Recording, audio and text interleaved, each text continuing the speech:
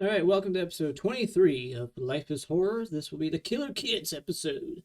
I'm going to talk about the Children of the Corn franchise, review the new movie that finally got released earlier this year, back in like March. It's been shelved for years. It was supposed to have a release back in 2020, but I think it had like a one-day premiere somewhere in like one city and then just disappeared off the face of the earth. And now it's finally out, and everyone's shitting on it, of course. The whole franchise is just terrible. But I'm going to talk about not only that franchise, but also When Evil Lurks, The Park, and There's Something Wrong with the Children, which is one of the newer Blumhouse movies. Blumhouse produced. And so, yeah, killer kids everywhere, all in this episode. Killer children movies, and also thinking about doing a Children of the Corn trivia at the end for you guys. I figure from now on, if I ever do these quizzes, I'm not going to answer the questions. I'll just ask you guys. And if you're actually, watching this and listening, then you can participate in the comment section. So I'll just ask the questions at the end, and you can answer if you want to.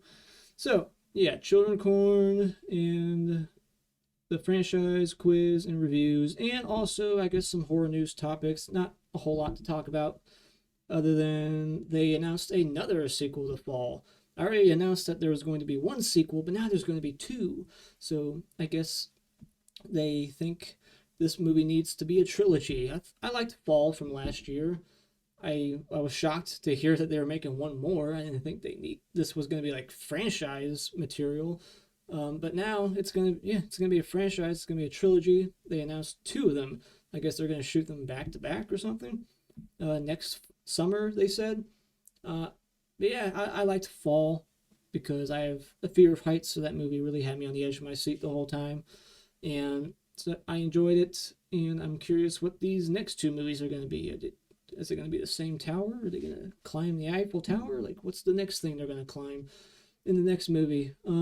So yeah, and then they announced that the next VHS movie will be mainly sci-fi short stories instead of just whatever like the other six movies. It's just like all different genres of horror together, but this one's, I guess, just going to be focused more on sci-fi horror in the next installment next year. VHS, whatever they're going to call it. I don't think it has a title yet. And so that's all I gotta say about horror news. So let's jump into the reviews. Let's talk about Children of the Corn 2020, but really 2023. And this is directed by the guy who wrote Law Abiding Citizen, one of my favorite movies, with Gerard Butler. It's a very great action, revenge movie. So yeah, he directed this. He might have wrote it also, but this is based on this short story by Stephen King, and it's a remake. And it's been a while since I watched it, so let me read my notes here. I'll try to skip all the spoiler notes. I write down spoiler notes sometimes, and sometimes I read them, and I'm like, well, I shouldn't have said that, so I gotta be careful here. All right, so yeah, not nearly as bad as people are saying, in my opinion. And like, it's got like a 3 on IMDb. Last I checked, somewhere in the 3s. I think that's ridiculous. It's not anywhere near as bad as that rating. It's actually okay. It's not great, but it's better than Scream 6. And it's way better than most of this series. When you actually watch them all back to back, like I did last November, and then you watch this movie, it's way better in quality than those films. Those movies just got worse and worse and worse. And to the point where it's like they didn't have anything to do with children or corn. It was like, how is this a Children of Corn movie? There's no children or corn. It's like, it was just ridiculous, those sequels. It was kind of like the Hellraiser sequels. It's like, this is not a Hellraiser movie. It's clearly some other script they bought and turned it into one. All right, so it tries something a little bit different. It's not a shot-for-shot remake, so I like that. I thought the new Malachi character in this one, the one on the poster, this girl here, was effective. I thought she was all right. The acting's decent. I didn't think it was terrible or anything. The score was effective in moments. There is some CG visual effects that aren't that great. Woman getting torn in half, and it was clearly done with some visual effects that didn't really look good, but not nearly as bad as the visual effects at the time in 1984 in that original movie. The original movie had a shit ton of really bad effects towards the end, when all that supernatural shit was happening. He Who Walks Behind the Rose. I don't think you ever saw him in the original, but in this one, you actually do get to see some like Groot-looking monster, some kind of like cornstalk monster. I thought it was kind of cool looking. Most of the adults in this get killed off camera. There's no like on-screen massacre. You don't get like that cafe scene from the original movie. We actually get to see them attacking the town. So I wish they could have done something like that in this one. And the character writing isn't that great, and the lead girl's brother, who isn't a great actor, should have played a bigger role, but does and says nothing really in the second half. Yeah, he just kind of disappears from the movie. I thought he was going to be a bigger part. Semi enjoyable, not as terrible as the 3.7 rating. There's a dream sequence, I think. I was kind of confused by that. I think it's towards the end. I think there might be like a dream sequence. But yeah, I mean, it was all right. It's okay. I don't think it's that bad. Everyone needs to chill out with their like 3s and 2s that they're giving it. Next movie, there is something wrong with the children. This movie, oh boy. This one stars Amanda Crew, I believe, from Final Destination 3. And yeah, so it's an evil kid movie that's poorly written and acted, and hard to take serious when the kids hiss and their eyes glow green. So that was kind of cheesy. They get possessed by insects, apparently, by looking at a pit, and they get teleporting powers as a result and can make people hallucinate. So a lot of that weirdness going on. The score is hit and miss and too obnoxious at inappropriate times. Sounds like an Italian film. The characters become more and more frustrating. They were like able in the first act. Oh, they were likable. There was like two separate words. They were likable in the first act, and the dialogue seemed good at first.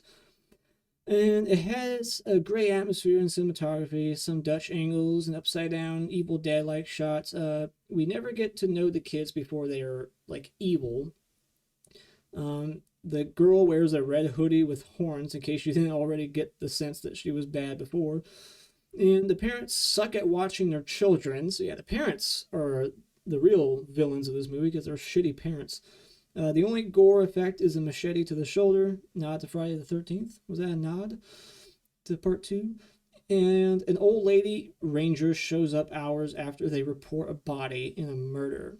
Yeah, I'm sick of that in horror movies. Like, yeah, I want to report a murder, a dead body, and then they just send one cop, and it's like some really old cop or someone who's not going to be very helpful. You know, it's like, dude, send a bunch of cops when someone's reporting like a murder. The ending cuts to black, leaving it open for you to kind of fill in the blanks as the character charges her SUV towards the kids. And so yeah, I don't like this ending. It was so like just open. It's like, okay, what happened after that? It just kind of reminded me of Proxy. That has a similar ending where it's like something's about to happen and you think there's another couple minutes left in the movie, but then it just cuts to black, roll credits. Like, what happens next? Just gonna leave it open. There's never any answers or a resolution. Amanda Crew should have been the lead. It was odd that Ben was the main focus in the second act, but then his wife was the focus in the awful third act, while Ben sat all defeated by the pit. Bad acting, bad script, horrible ending. So yeah, horrible movie. Do not recommend it. The Park. This is on Tubi, and it's a very, very short film. And let me look for it. I actually enjoy this movie. This is another one that has a very low rating on IMDb. I think it's in the 4s. It's not as bad as Children of the Corn, but I actually surprisingly enjoyed it. I thought it was going to be shit, but I actually enjoyed it. It's a dystopian, adult-free world with kids killing each other for survival that doesn't stick the landing at the end, but could have been worse if the child actors weren't as good as they were, and the amusement park setting weren't so cool. So yeah, I really like the setting. I always like movies in these kinds of environments, you know, theme parks, carnivals, the fun house, Final Destination 3 at the beginning, you know, shit like this.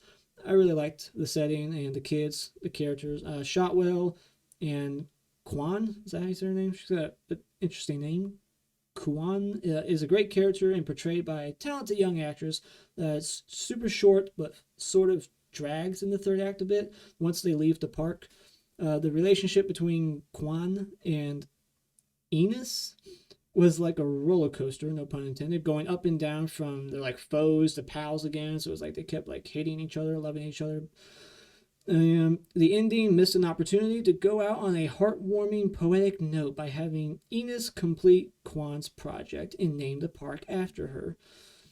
Or why didn't they have the Blue Meanies? That's what they call themselves, the clan. The Blue Meanies save her like they did Enos. They don't even acknowledge Kwan's. Wait, hold on. I don't want to read this. This is a spoiler in case you guys want to watch it. Fuck. So yeah, I always write spoiler notes and I don't think about it.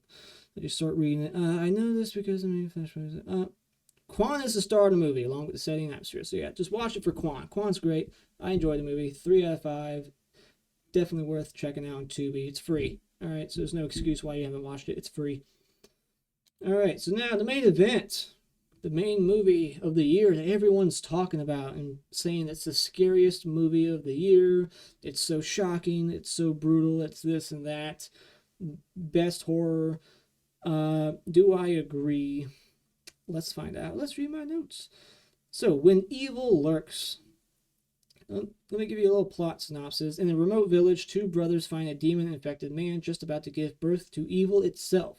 They decide to get rid of the man, but merely succeed in helping him to deliver the inferno. So this is by the director of Terrified, which came out back in like 2018. And this is his new movie that had a limited release in the theaters, nowhere near me, so that's why I had to wait for it to drop on Shudder.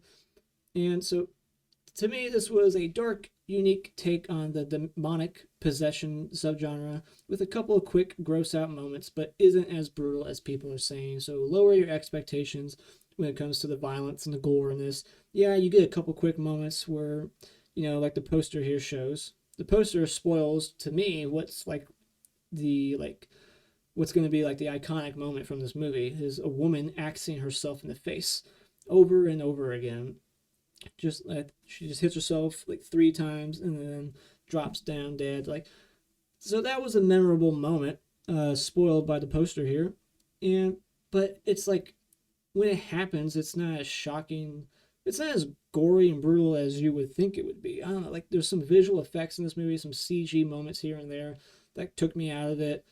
The blood towards the end looked weird, like it was digital almost. It was like super shiny. I don't know what the hell's going on with that blood towards the very end. There's quite a bit of exposition from the grandma and Myrta, the like expert character, who established the rules. This movie has like these 7 rules that you have to obey. It's like owning a mogwai. So many rules in this movie, and they just keep breaking them. And the main character does some pretty stupid things, but he's just not thinking clearly. He's going to places and putting people in danger, and you're like, why are you doing this, you idiot? And where this ends, I feel like there could definitely be a sequel or even a prequel. And there's some gore, but also some noticeable CGI. The score was really unsettling and intense. I really liked the soundtrack. The cinematography was great, and there were some cool long shots. I really wish we could have seen more of what was happening in the town. The acting was really good from the brothers, especially. I like the 2 brothers in this. And the movie isn't afraid to kill kids, animals, and even pregnant women. The lead character makes some dumbass choices, and he suffers the consequences almost immediately after each one. It's not suspenseful to me. I don't think this movie is even trying to be suspenseful. It's just like go, go, go. They're just going from all these locations and shit. Like, you don't know, what's around the corner. You're just like in the shoes of the main character. So you're just kind of like taking the journey with him. And, some fucked up shit happens here and there. But I don't think it's scary. I don't know why people are saying, like, this is the scariest movie of the year. I guess they don't watch a lot of horror movies like me. Like, this isn't really scary. It doesn't seem like it's trying to be scary. It seems like it's just trying to be gross in a couple of moments and a little disturbing, seeing what some of these kids are doing. is a little disturbing. But I think this movie's getting overhyped. So just lower your expectations. It's a great movie, but it's not amazing. It's not the movie of the year, not to me. If it had like gone balls to the wall, like crazy, and we actually got like it was bigger scope, and we actually saw like what the evil was doing to the town.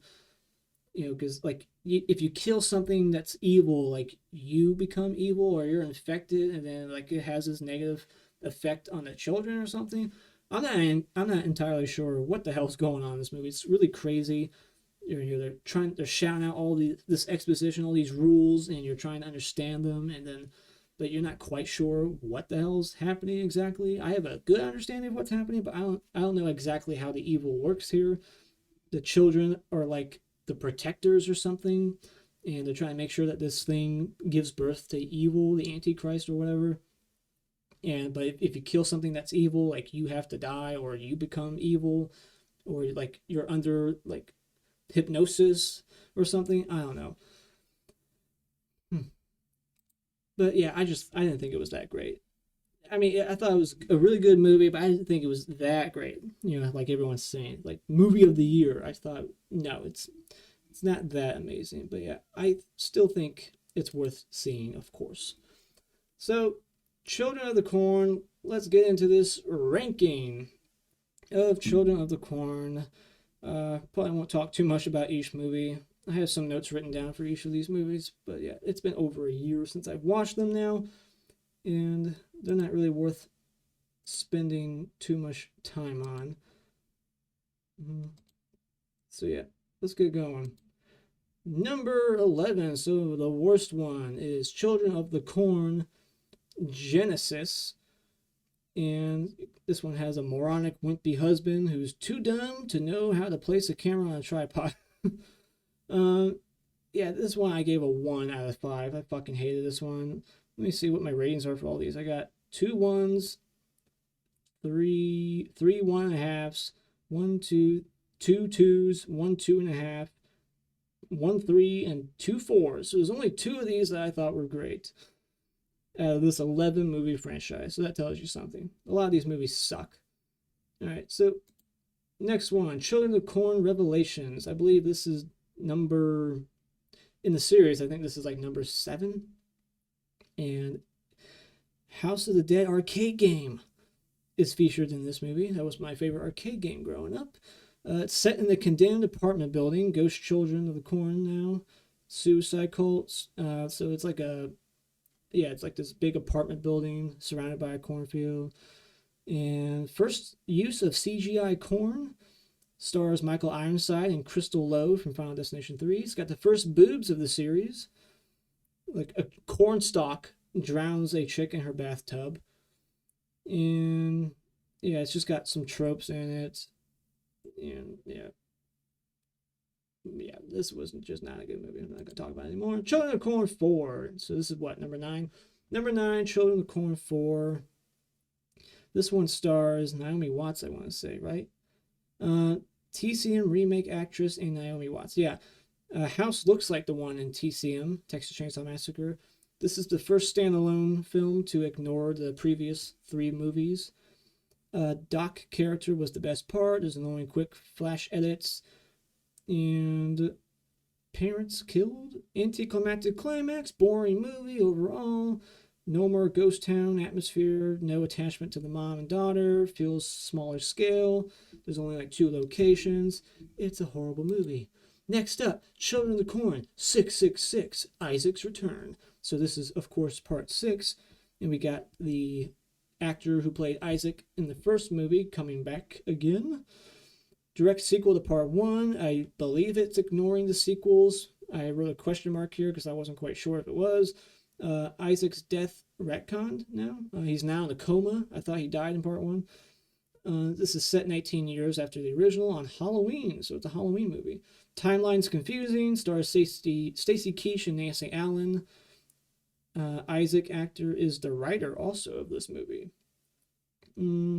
Act 1 was somewhat decent. That's the best section. Horribly edited. Head split kill. Ending left me with some questions. Kind of boring, but not as much as part 4. Fonz suddenly displays levitation and mind control powers. Blah, blah, blah. It's really dumb. As I read these notes, I'm like, really? This movie sounds worse than I remember. Children of the Corn, the remake, TV remake from 2008 or 9, 2009. A super bitchy wife who you just want dead, angry, hateful couple as the lead, and do nothing but bicker the whole fucking movie, and she constantly brings up Vietnam. Wife dies this time, but off screen. Spoiler, but who gives a shit? You want her dead. Inconsistent weather continuity, poor acting, bad dialogue. New Isaac, real kid actor this time. Bad, really bad. Gets too dialogue heavy in moments, throwing off the pace completely. Loved seeing the husband kill some kids though.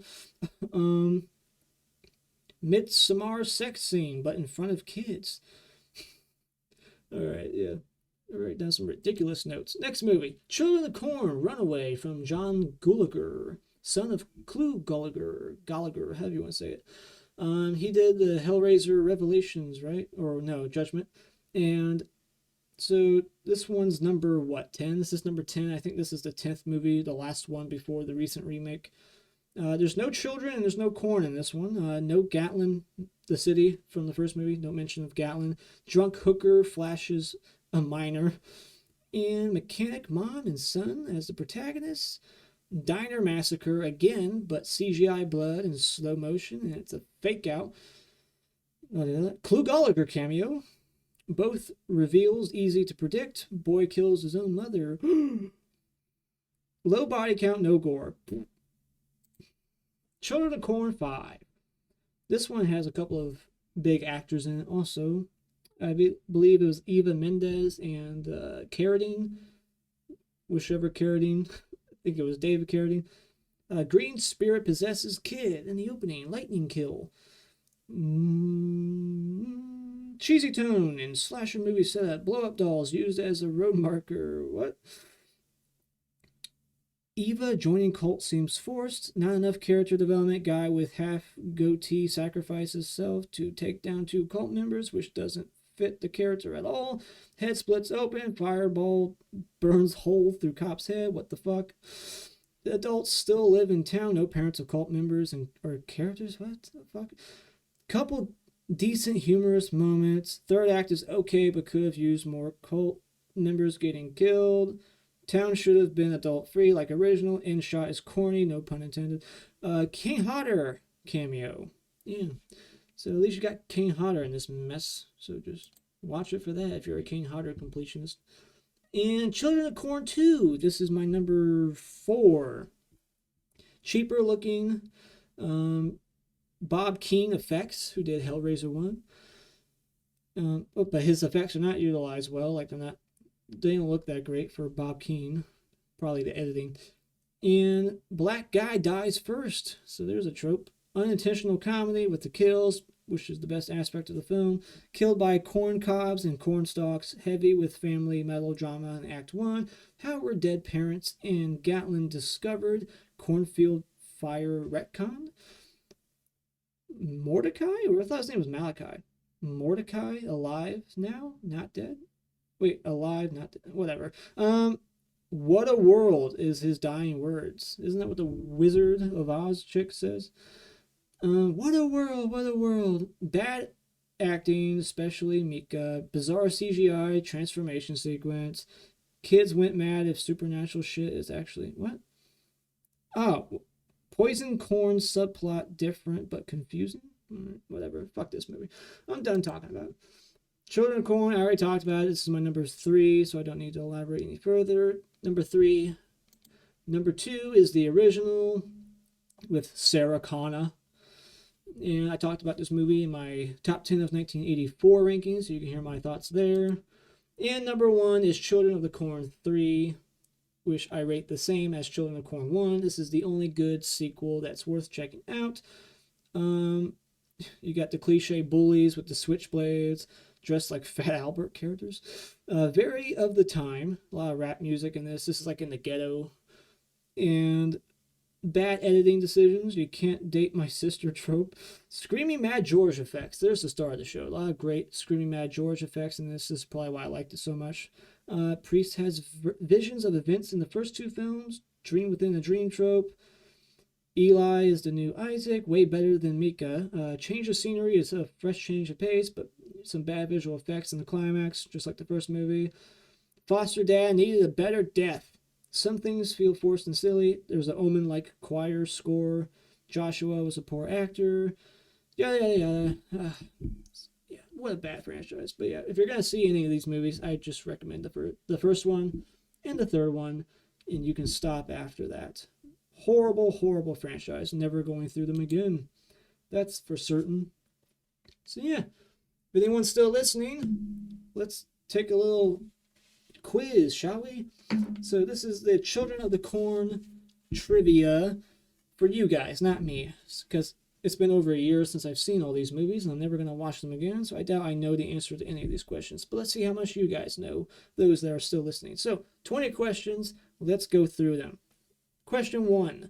In which of Stephen King's short story books did the Children of the Corn originally feature? Question 2. Which Terminator star appears in the first Children of the Corn movie as Vicky? I actually know that one. What is the name of the fictional Nebraskan town featured in the Children of the Corn movies? I said it earlier in one of my little reviews. What is the last word of the tagline featured on the first Children of the Corn movie poster?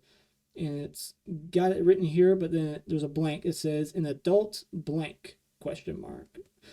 What do Bert and Vicky hit with their car at the beginning of Children of the Corn? Question 6. What is the name of the demonic spirit that lives in the corn? Is it he who walks behind the corn, crops, or rows? Again, I said it earlier, so if you were paying attention to me, it will help you with some of these questions. Which was the first of the Children of the Corn movies to go direct to video? Question 8. Which character from the first movie returned to star in the sixth Children of the Corn film? Another one I answered in my review.